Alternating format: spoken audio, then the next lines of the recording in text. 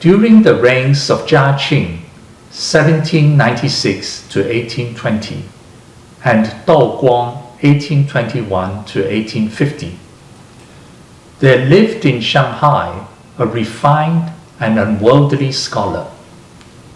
He attained the rank of hsiu-ts'ai, cultivated talent, through county examination, and was particularly fond of making clay teapots. His family name was Ch'ü, and his first name was Ying-shao.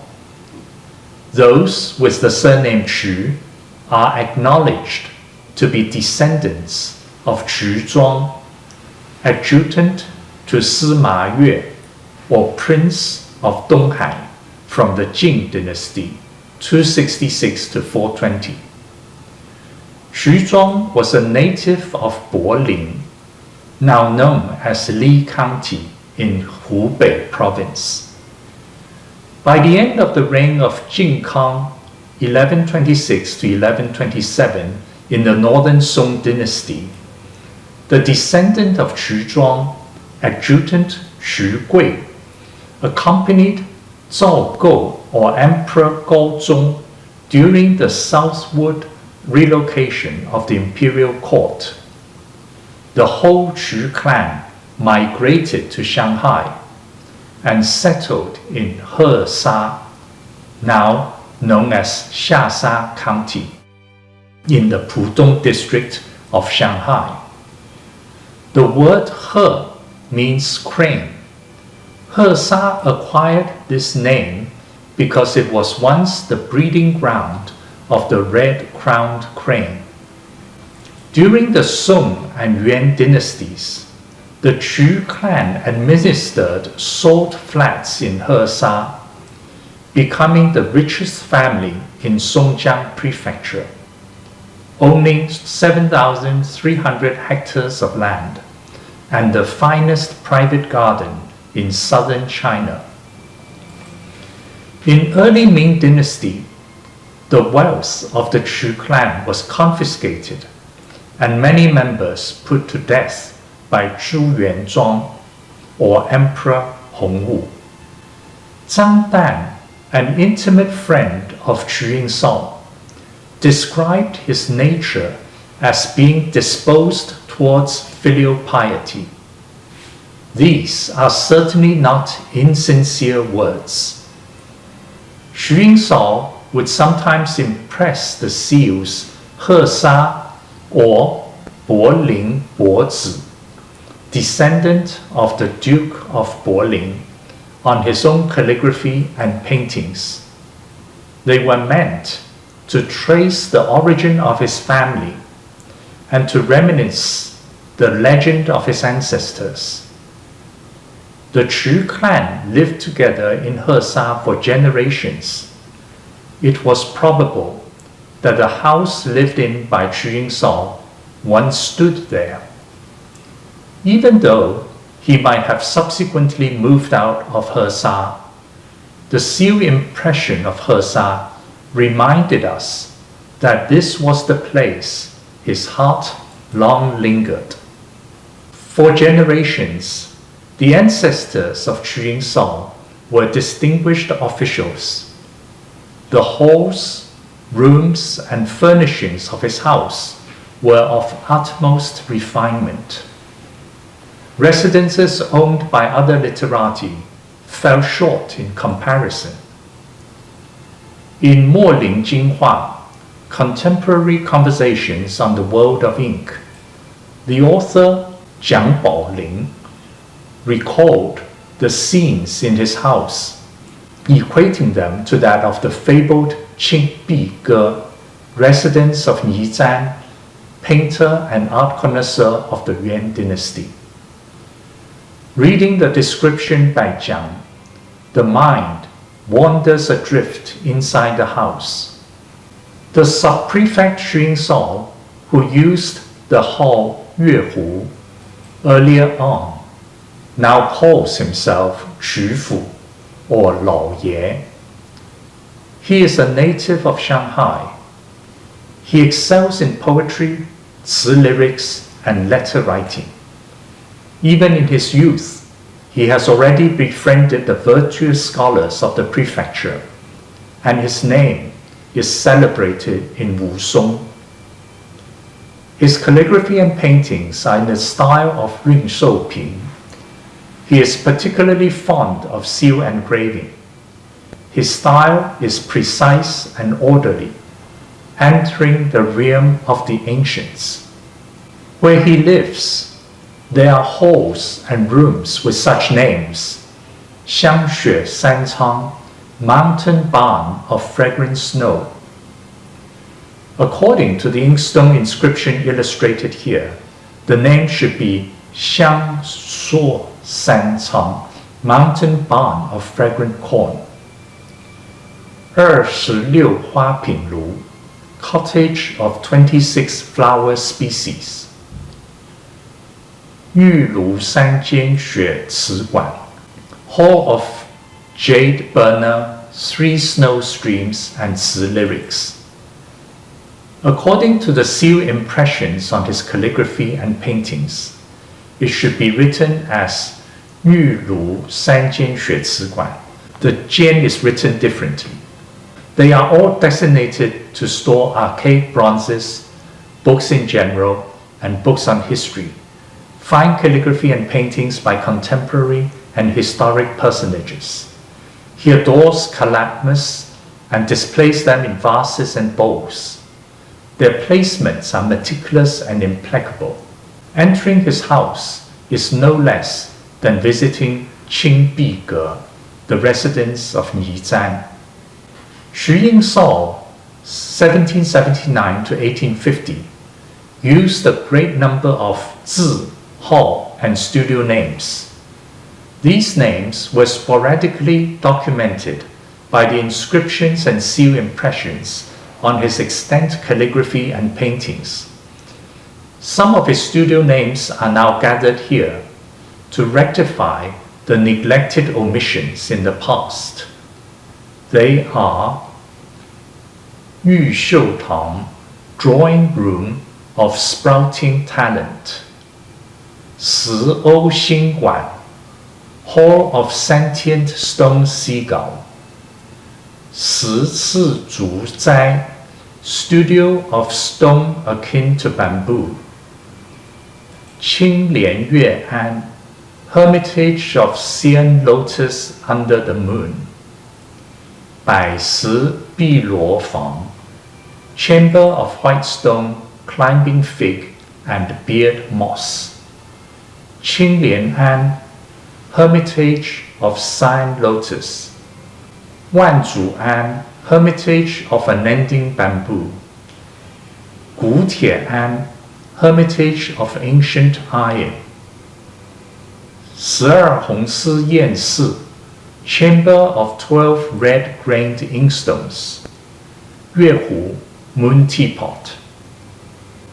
It is no longer possible to ascertain whether these names were specially created for the halls, drawing rooms, and chambers inside his house, or merely prompted by the refined indulgence of seal engraving to build imagined architectural spaces through calligraphic engravings on seal stones for personal amusements. After the many momentous turmoils in the last 200 years, the house of Xu Ying-shao had long turned to ashes. Yet, if we savor with delicacy the literary vistas of these seals, it is possible to understand his consciousness so far away from the dusty world. From the extant calligraphy and paintings by Xu Ying-shao, many zi and hall names are also identified.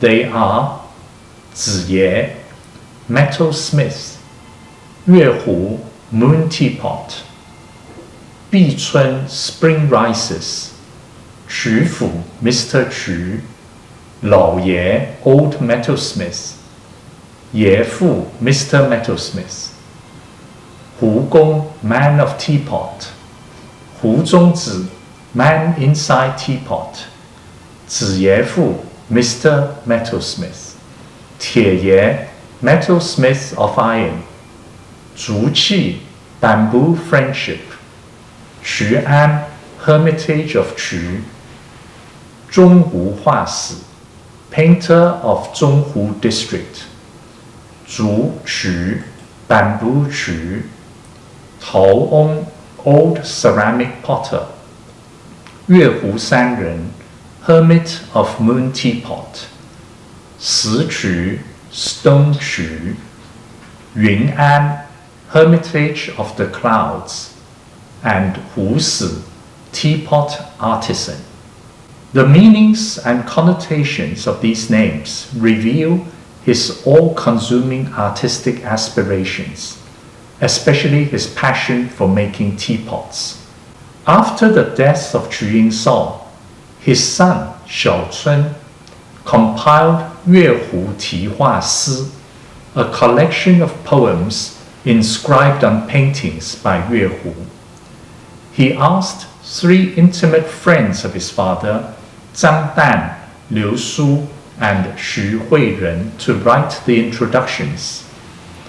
In the introduction by Zhang Dan, he wrote that Xu Ying-shao passed away in February the 30th year of the Tao-kuang reign, 1850, Gen Xu year. This is the most conclusive information about the year of his death. This is a copy of Yueh Hu Ti Hua Si, compiled by his son. This is the introduction by Zhang Dan, and then the introduction by Liu Su, and at the back of the book there's an article by Xu Huiren.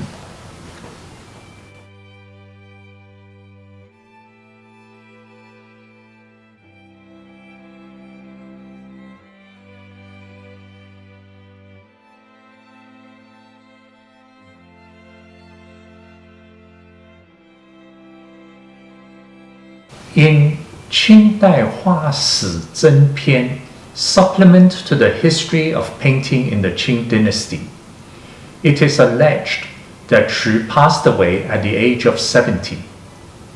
In Shanghai Xianzi, County Annals of Shanghai, it claims that Ch'ü passed away at the age of 72. On a number of his calligraphy and paintings, Ch'ü impressed the seal 我生之初岁在己海 I was first born in the year Jihai. The birth year of Ch'ü is thus revealed. Jihai year is the 44th year of the Qianlong reign, 1779. Hence, Xu Ying-shao passed away at the age of 72, according to traditional Chinese custom of counting the year of birth as 1 year old.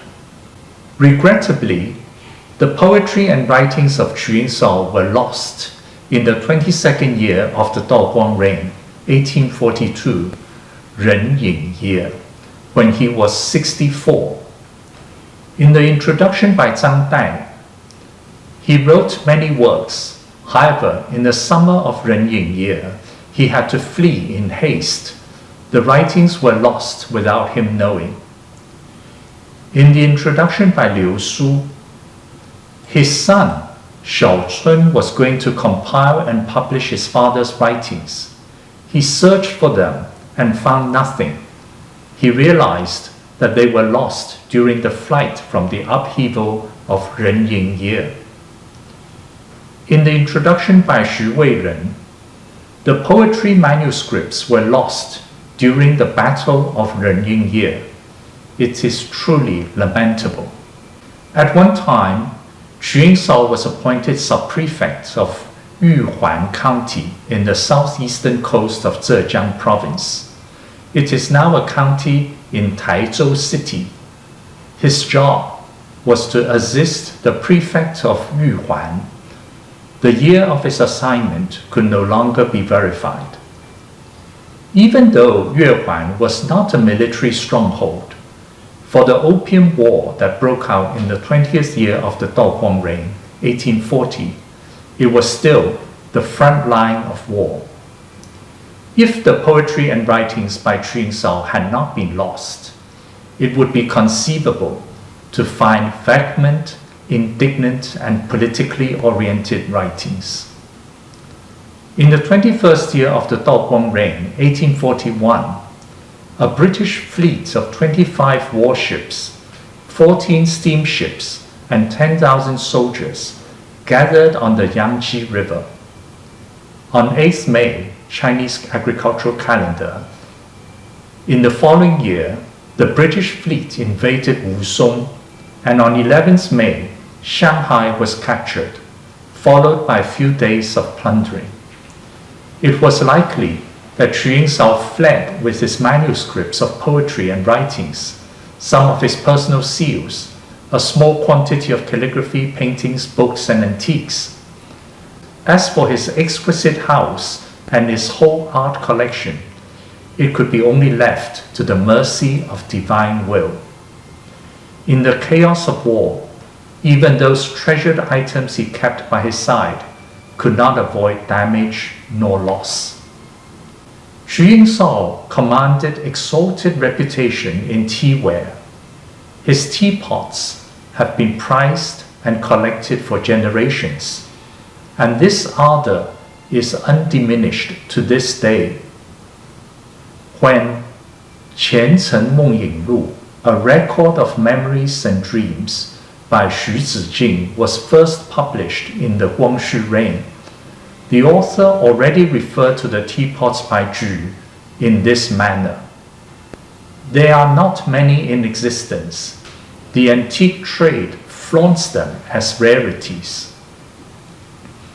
However, reading the introductions by his three friends, Zhang Dan, Liu Su, and Xu Weiren, in a collection of poems inscribed on paintings by Yue Hu, there are extensive discussions on the deeds, virtuosities, and artistic pursuits of Ch'ü Ying-shao. They dwelled on his poetry, writings, calligraphy, and paintings. As for the making of teapots, not a single word is mentioned. But why? At that time, even like-minded friends still regarded the making of teapots a minor skill of little importance, unworthy of serious conversations. It was belittled to such extent. Who could have foretold in 200 years' time it was conversely the teapots left behind by Ch'ü that immortalized him in the world of art, whilst his poetry, writings, calligraphy, and paintings subsided into the background.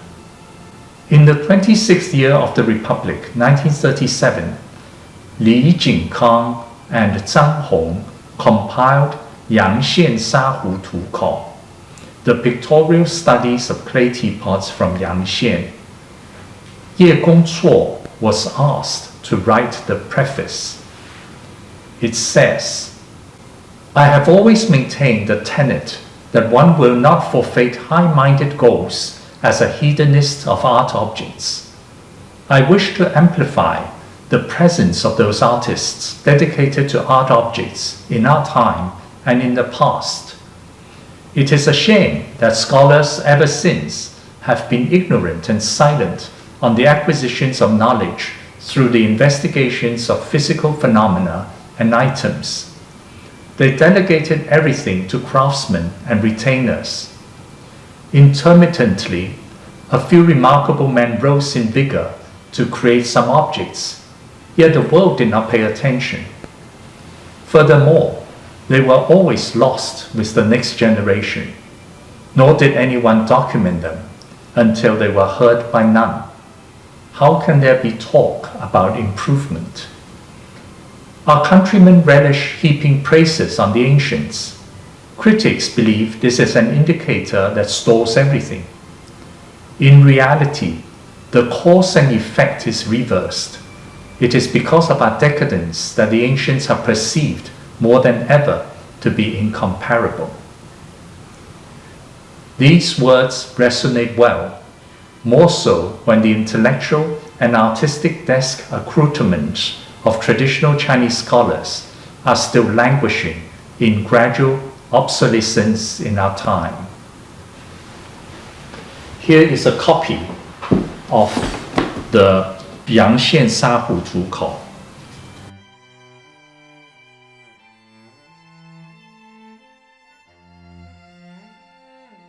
With Ye Gongcuo's preface here.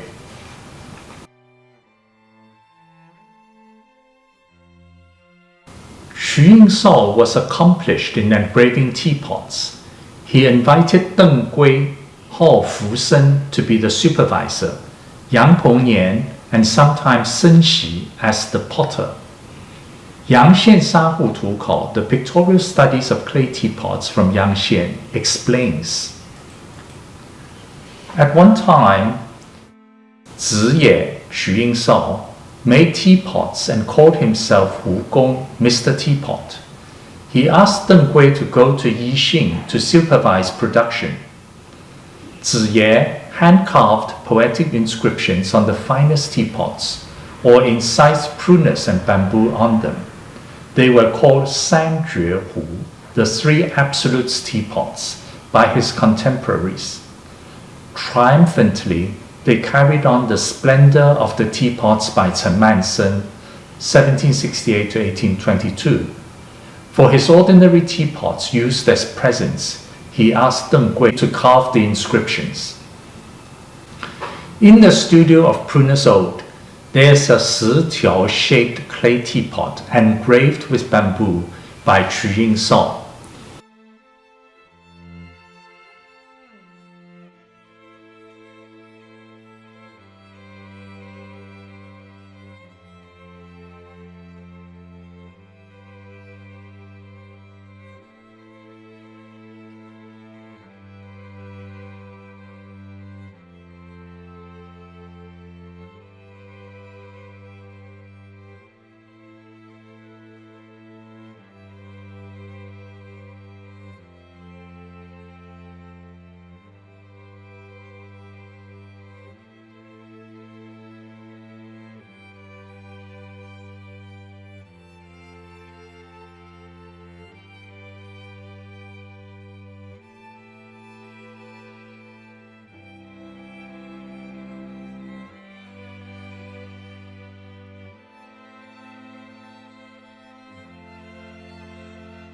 It was potted by Yang Pengyan.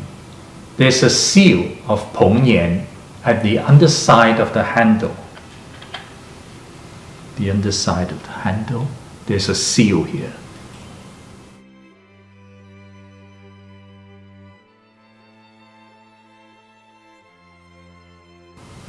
In the collection of the Shanghai Museum, there is also a 10-tiao-shaped clay teapot engraved with bamboo by Ch'ü Ying-shao.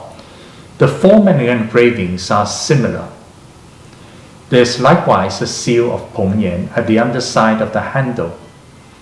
For the teapot in the studio of Prunus Ode, there is a square seal with the characters Jihu, auspicious teapot, at the base.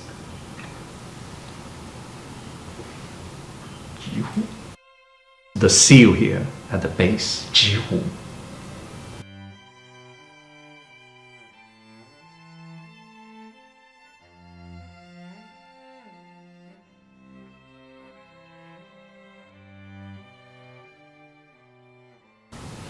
For the teapot in the Shanghai Museum, the Jihu seal at the base differs in the shape of a gourd. Different seals are seen at the bases of Ch'ü's extant teapots.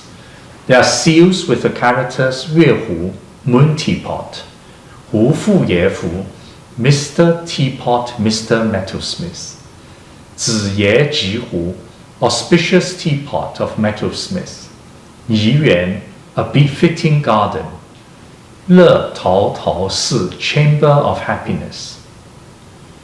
Ch'ü Ying-shao always employed cursive script to engrave calligraphic inscriptions on the body of the teapot. He did not appear to use regular script, clerical script, nor seal script. He liked to carve the inscriptions in a horizontal manner, attaining a naturalistic, intricate, and free-flowing aesthetics. He created a unique style among the teapot masters of the Ming and Qing dynasties. Moreover, Ch'ü Ying-shao pioneered the fashion of applying engraved paintings on teapots. This alone ensures that his name is enshrined in the history of Teaware. Another Teaware master, Chen Man-sen, 1768 to 1822, was older than Ch'ü by 13 years. He too excelled in painting, but did not engrave any pictorial image on teapot. The Teaware master Zhu Jian, born in 1790, was also enthusiastic with engraving paintings on teapots. He was the junior of Ch'ü by 11 years and belonged to a younger generation. Ch'ü Ying-shao was fond of painting bamboo. There are quite a number of his extant paintings. Most of his teapots were engraved with bamboo. Occasionally there were engravings of orchid, prunus, and willow. An unusual custom of Ch'ü practiced was to extend the engravings of calligraphy and paintings on the body of the teapot to the surface of the lid. We can see the bamboo on the lid here.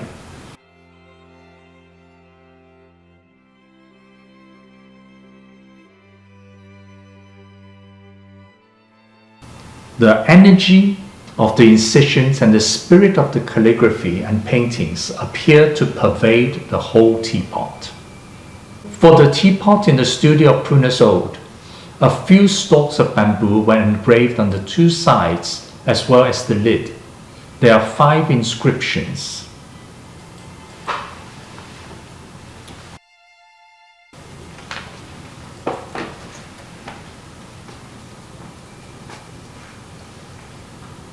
One, there is a painting by Ban Chao in Ziye's collection. It was painted in the style of Mei Hua An.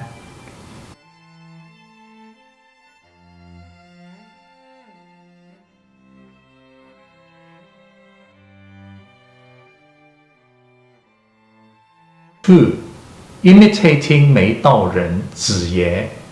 This line of calligraphy was inscribed in the horizontal manner.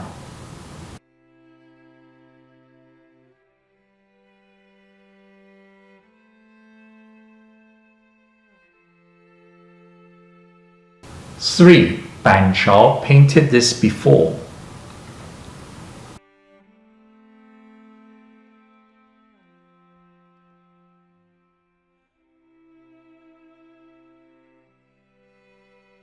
Four, one is vertical, one is horizontal.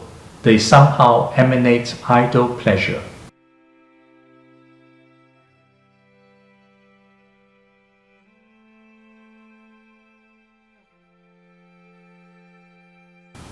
Five, there is an inkstone used by Mr. Dongxing to paint bamboo in my collection. At the back of the inkstone, there is a stalk of bamboo. I emulated its spirit. This line of calligraphy was inscribed in the horizontal manner.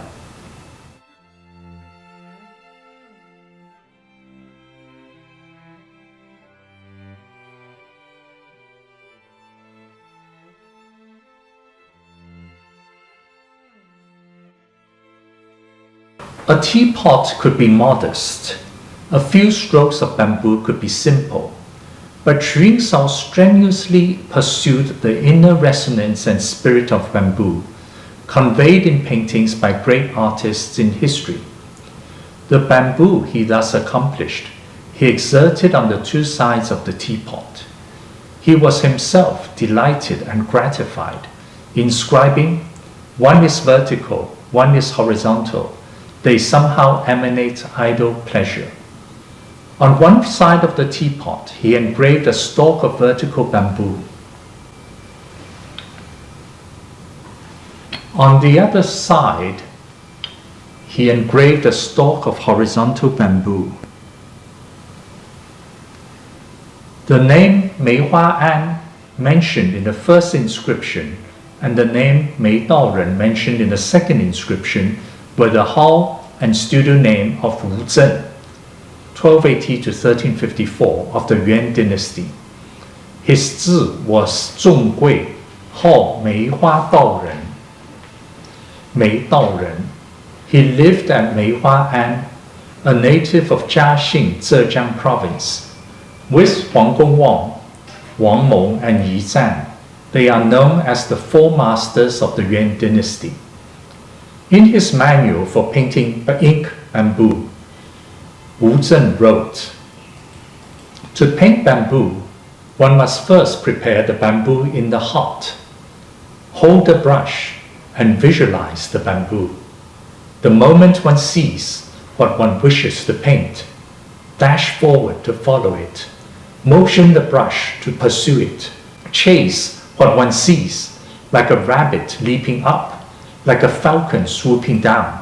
A moment of loosening up, and it will be gone."